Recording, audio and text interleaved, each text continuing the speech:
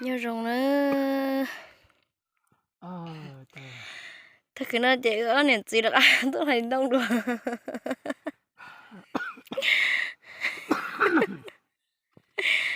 sao tao mà nói lên gan chơi to nữa tôi thôi Giờ tôi trả lại tôi ơi. là chỉ tao lấy lo vô tiêu tiêu lại liền là nó nên nó chọn nhị tao mà nó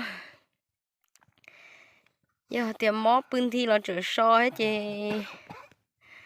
tại mình nhổ chị thu lăng cho tụi nhau trốn cho u tỏi yêu sư chị gặp một thứ là cho xí rồi Tôi à. mà ô tiêu tiền chú lên nữa sao thì tia ô li ô ấy plot từng cái chị to Tôi ơi, vậy tao tôi to rồi. sao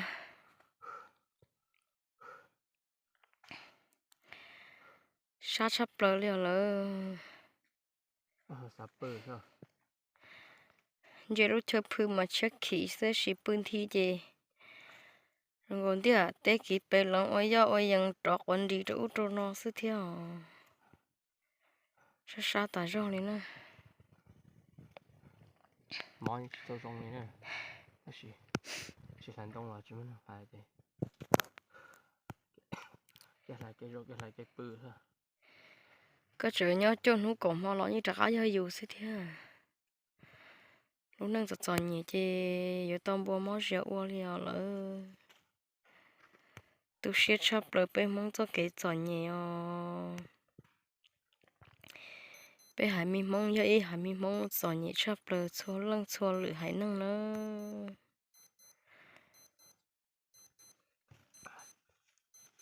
Plom mông hả? plom mong là bên mong à Plom chả. plom mong là cái lìa mà lại sát thôi Cũng mà qua thì plom mông con. Không chả. Tôi có thỏ mông ấy, thế này. Long mà cho số tế là nó chỉ sai thôi. Mà lại già phải đâu. Sát đâu hả?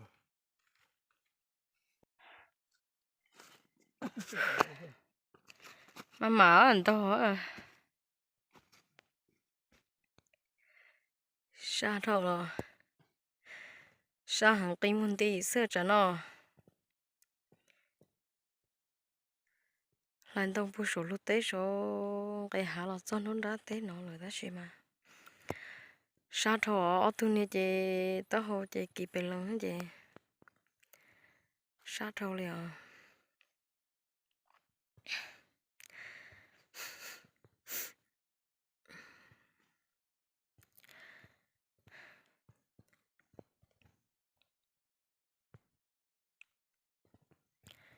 cho nó chí mong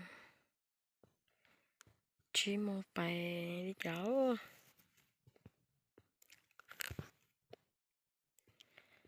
trong một chùa xưa nhà thứ trong một chùa to căn thôi cho nó trong một chùa